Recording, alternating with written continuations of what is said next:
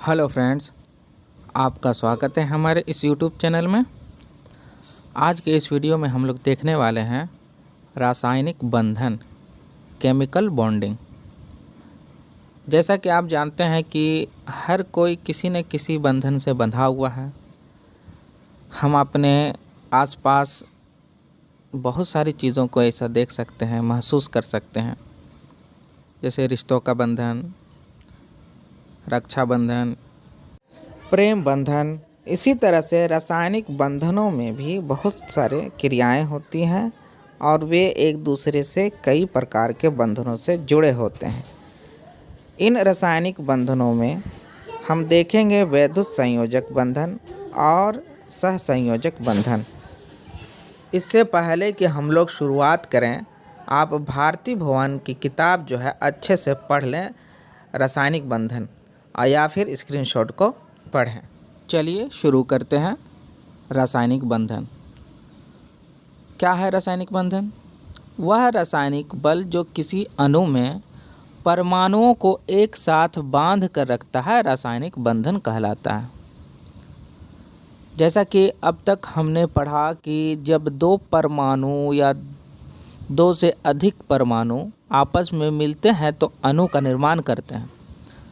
ये अणु जो होते हैं जब बनते हैं तो इनके परमाणु जो होते हैं आपस में एक बल से जुड़ जाते हैं, बंध जाते हैं। इसी को रासायनिक बंधन कहते हैं।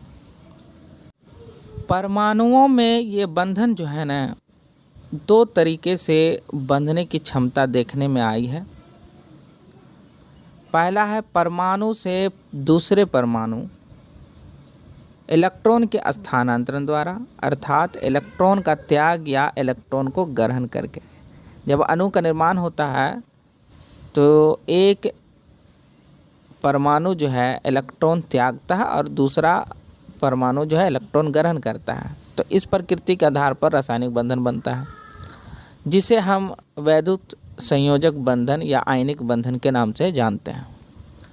दूसरा क्या है? संयोग करने वाले जब दो परमाणुओं के बीच संयोजी इलेक्ट्रॉन का साझा होता है, अर्थात जब परमाणु हैं और उनके इलेक्ट्रॉन भी हैं और वे एक दूसरे को इलेक्ट्रॉन देते नहीं हैं बल्कि उसी इलेक्ट्रॉन को आपस में साझा कर लेते हैं, तो सहसंयोजक बंधन बनता है। आइए देखते हैं रासायनिक बंधनों के प्रकार में वैद्युत संयोजक बंधन अर्थात आयनिक बंधन, जिसे इलेक्ट्रोवैलेंट बॉन्ड या आयनिक बॉन्ड कहते हैं, और दूसरा है सहसंयोजक बंधन, कोवैलेंट बॉन्ड। इनमें से पहला जो है वैद्युत संयोजक बंधन अर्थात आयनिक बॉन्ड, इसे हम इस वीडियो में अच्छे से समझेंगे। तो वैद्युत संयोजक बंधन या आयनिक बंधन क्या है? जैसा कि अब तक हम लोग पढ़ते आ रहे हैं कि परमाणु जो होते हैं धनायन और ऋणायन के प्रवृत्ति वाले होते हैं, अर्थात जो परमाणु धनाविष्ट होते हैं वो धनायन और जो ऋणाविष्ट हो जाते हैं ऋणायन होते हैं। तो इसी से यह बंधन बनता है। तो इसकी परिभाषा इस प्रकार हो सकती है कि दो परमाणुओं के बीच एक परमाणु से दूसरे परमाणु में एक या अधिक इलेक्ट्रॉनों के स्थानांतरण के फलस्वरूप बने रासायनिक बंधन को वैद्युत संयोजक बंधन या आयनिक बंधन कहते हैं। इसे ध्रुवीय बंधन भी कहा जाता है।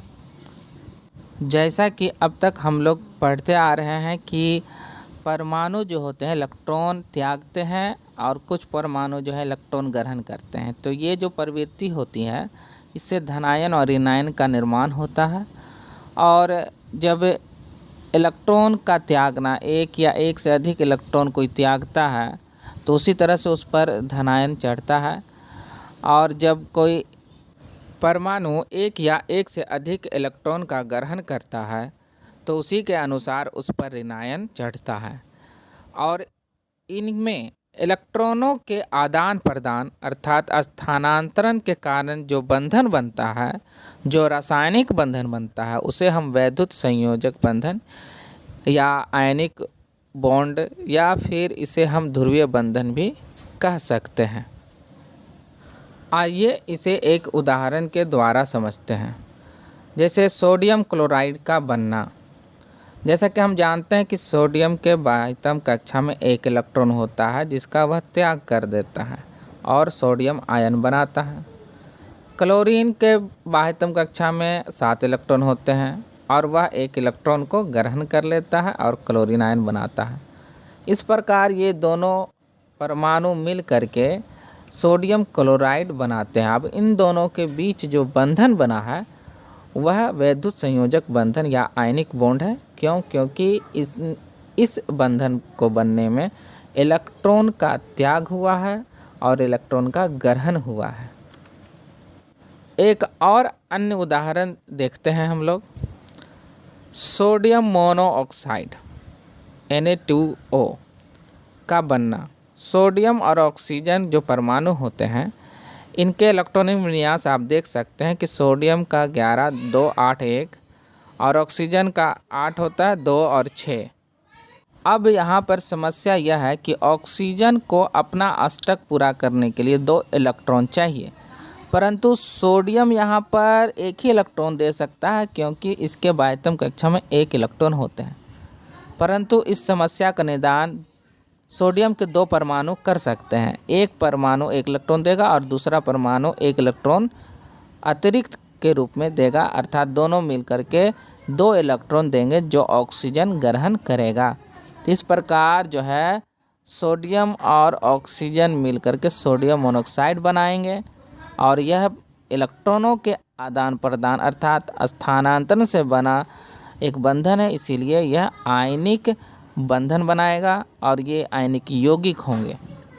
आयनिक बंधन से बनने वाले यौगिक आयनिक यौगिक कहलाते हैं।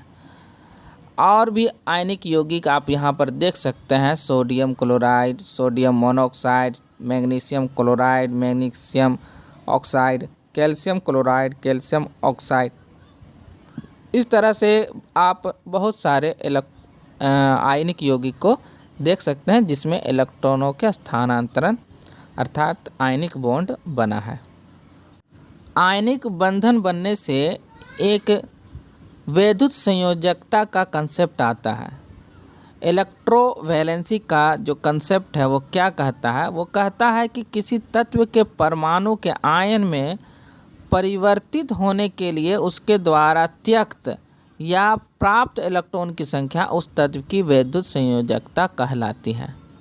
अर्थात जो भी परमाणु, जिस तत्व का परमाणु या फिर आप कह सकते हैं कि जितना इलेक्ट्रॉन देता है वह उसका वैद्युत संयोजकता कहलाता है और जितना इलेक्ट्रॉन लेता है वो भी उसका वैद्युत संयोजकता कहलाता है।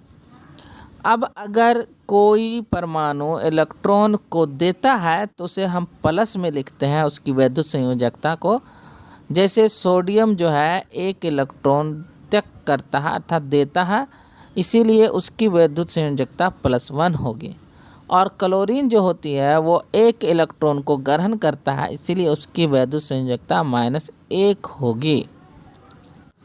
अब यहाँ पर एक बात और समझना ज़रूरी है कि अगर कोई परमाणु 1 इलेक्ट्रॉन देता है अर्थात उसमें एक बंधक पाया जाएगा। जब 2 इलेक्ट्रॉन देता है तो द्विबंधक और 3 इलेक्ट्रॉन देता है तो त्रिबंधक पाया जाता है।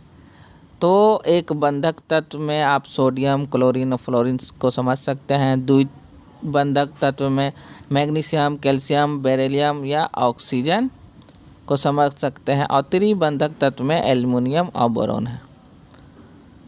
साथ ही साथ देखने में आया है कि कुछ वैद्युत संयोजकता, कुछ तत्व के परमाणु के जो वैद्युत संयोजकता होते हैं वो परिवर्तनशील होते हैं।